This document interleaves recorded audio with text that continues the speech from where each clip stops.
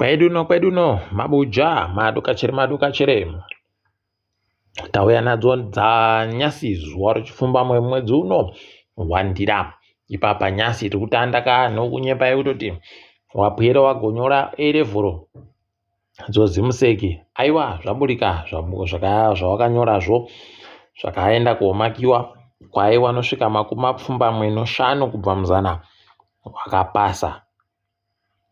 Tikati makorokoto ndikaiti ringe kuona kuti wanozoendepi mberi kwacho.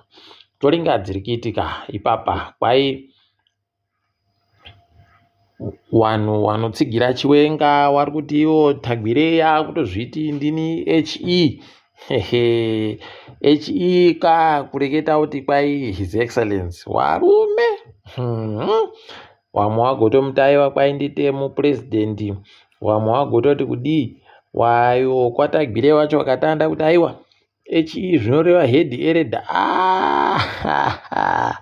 aidiwi unobva waita kusaya kuti kohoko naye wakomana wanhu kuita muemba wakaita kudano. Ndikaiti rambe zvedu takaringa kuona kuti wanoikona chireya wari kutandai peno wachavhiringidziwa tinoramba takaringa. Kwaino wakuru wehurumende izvezvi kubva izvezvi tauchida manje kuti tichirambidze wanhu wabasa wehurumende kutenga mazikomotika makuru nomari yehurumende. Kwaiti kuda kuti kana kutekaira kuwaite kushoma. Ndikaiti goona kuti vanozviita sei nokutoti ahede idiwi unobva wanatsa kuona kutoti aiwa zvinhu zvawari beshungu nokuita nokutoti dai waida kuzviita aiwa wangadai wakazviita kare kare. Asi apa kwakundoreketa kuti wanhu vagoti pane zvimwe zviri kurongiwa ipapo. Kai zvedu tirambe takaringa. Apa kanzuro yemuguta reHarare kureketa kuno yagoenda nzvimbo yokuNew Canaan kuHighfields ikagoparadza zvimwe zvinhu zvavanga vari kuti kwai zvakapfika nzira inotekaira nomvura nomasuweji zvese ipapo. Yei mandiwe pakaita kuoma chaiko unonyatsa kuona kutoti idi wakuru wekwedu vanozvida fani zvokupasa zvinhu.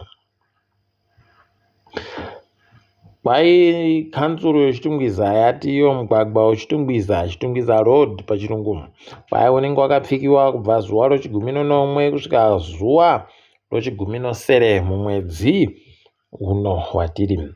Watoda kuti waise mapombi dzakakura dzinotekaidza tsvina. Ndikaiti goona kuti zvinoita sei mazuva mairi wanhu vari bepo kutekaira napo. Ukuwo kambani yatungwarara Prevail kwai ndo yapuwa basa yegani parime imwe yapuwa basa rekuti wanhadzirise pokare hwizi hwemazowe hwavhiringidziwa nowaChina nowachikorokoza ipapo. Wakomana idi zvinorwadza. Chinotorwadza kutoti waChina vanobvumiwa kuuya wopaza wotora mari woenda, asi kana pava kunhadzirisa zvonzi kwai munhu wese kubhadharai nehurumende. Idi zvinoita kuwadza. Asi tikaiti rambe takandoringa hedu. Kambani ino vanhu vanomisa dzimotikawo kanzuro yeguta reHarare City Parking yagoti iyo aiwa zvaakuitika izvezvi paribe kana vanhu vedu vanga varipo pakavhiringidziwa wanhu vagotsikiwa nomotika muguta reHarare. Wakomana rekai tigoona kuti zvinopera sei nekuti panenge pachirwadza paribe chisvinu ipapo. Uku hurumende iri kuti iyo yakwanisa kuboya nyika dzinosvika 70 dzekunze kwaAfrica dziri kutsigira kuti Zimbabwe igoite ndiyo imwe nyika dzinopinda muUnited Nations Security Council zvogore ra2027 kusvika gore ra2028. Ndikaiti goona kuti vanozviita chere ndizvo chere zvinenge zviripo kana kuti zvinenge zvichitekaira sei. Chedu huringa tichinyepana nokutoti pakanyangariwa apo kuti vanenge vazvibvumiwa chere hero mandiwe tinoramba tichindoringa. Uku chikoro chofundo yepamusoro chopaNUST kwai chaita kunongewa vanhu wachiri kuferefeta kuti wana bambo vari kunzi ndimana bambo ndiwo chere kana kuti hwiba. Kutoti ipapa kwai vanhu vanotopfuura 300 vakatomirira kuti wanyepiwe. Zviya zvinosinyepiwa vanhu hatinashe Mugabe ndizvo vari kuda kunyepa vanhu. Kunorikai tigoona kuti vanozviita sei, kuti chii chakonzeresa kuti vanonoke kudari, paribagoziva kuti chii, asi rekai tirambe takaringa. Kambani yoNet One yagorewa manja nevazhinji kuti kwai yaita tusvinu panhau yokuita inonzi reverse call pachirungu. Kwai kana uribe mari uchisenzesa Net One, uribe mari yekufona, uchiziva kuti una bhururu ano mari yokufona, ukamuisira kuti akufonere, woisa iwe wobva wafona. Kana akabvuma, aiwa, anobva andokudaira motofona, ndiye anobhadhara mari yacho. Kachirungu kakanaka, rekai tirambe tichiona kuti kanoperera kupi. Ipapa kambani yonyaradzo iri kupinziwa muzhizhi kureketa kuno nokutoti kwai yakapesanisa mitumbiyo dzimwe chembere mhanduwe zvinoita kuhwadza. Imwe chembere ngeno makore 100, imwe ino 95. Vanhu vakatombobvunza kuti iwe bati munhu ndiye bamunhu arimo umu. Wakabva wanyepa zvawagonyepa wachitsanangura kuno zvakazoburika kuti aiwaba ndiye bawakomana apa mwakatoikiwa warume, pakaita kunyangaritsapo. Nikisi, rekai tigoramba tichiringa kuona kuti zvinopera sei, zvichienda nopapi chaipo, kuti wachainhadzira sei, tinenge tichikunyepai kana zvaburika. Tikaringa dzedu dzomutambo, Dynamos yagoti Genesis Mangombe ndiye abenhuka koita murairidzi wayo ikweyo. Rekai tigoona kuti ane zvimwe chere zvaachauya nazvo kana kuti pane zvimwe zvichachinja chere. Ukuwo Harare City FC yatenga chikwata choFC Hunters. Asi mari yacho yatengiwa nacho manduwe zviuru 500, $600,000 pachino. Unobva waita kuona kuti wabi yedu panenge panochanja chopfene ipapapa, nokutoti mari iri kureketiwa iyi wafanawo chimanje wagoti it's not make sure. Rekai tione kuti zvinoenda nokupi, nokuti izvezvi taakuringa dzopa sirese.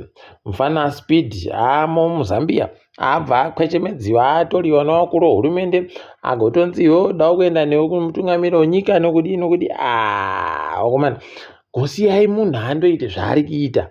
Watsvaka kuti watadza kutsvaka vanhu vanoenda koita kuti aite zvavari kudazvo, aiwaba unobva waita kuona nayawe kuti pakanyangara. Rekai tione kuti zvinoenda nokupi. Apa wanotenga mukaka wapwere kuSouth Africa, Honani Special uya kwaigobe notsai mhanduwe, nokutoti mushonga iwoyo nokutoti mukaka iwoyo uno zvimwe zviripo zvisirizvo zviri mauri. Rekai tigoona hedu kuti zvinopera sei, zvinenge zvichienda nokupi, zvichizodini. Tinoramba takaringa tichinyepana.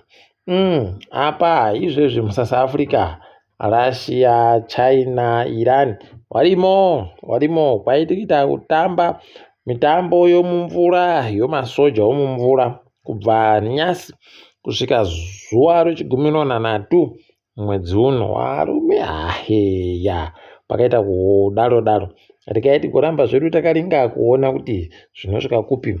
Wendo huno America iri kuhwadziwa fanika kuti ndiyo iri kuita mutambo uno South Africa.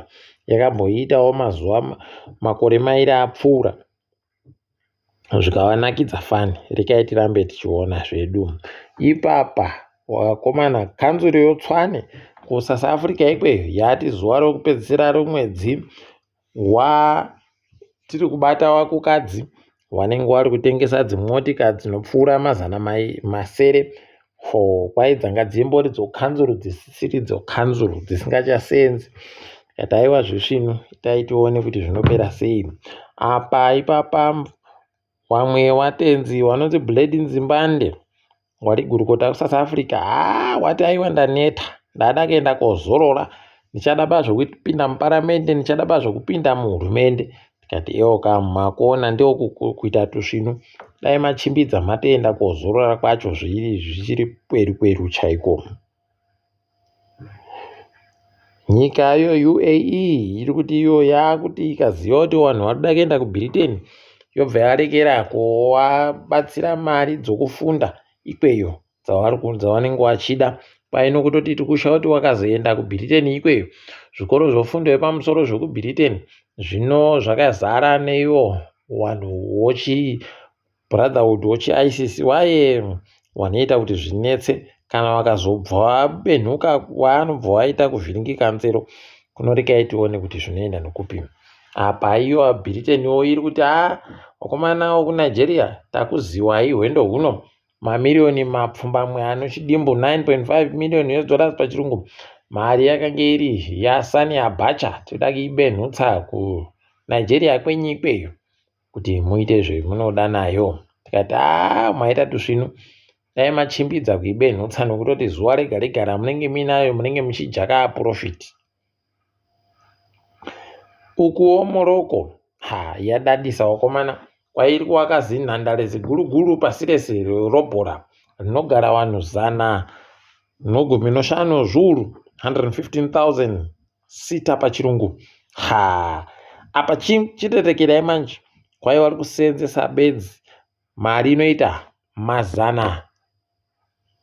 500 omari yokuAmerica.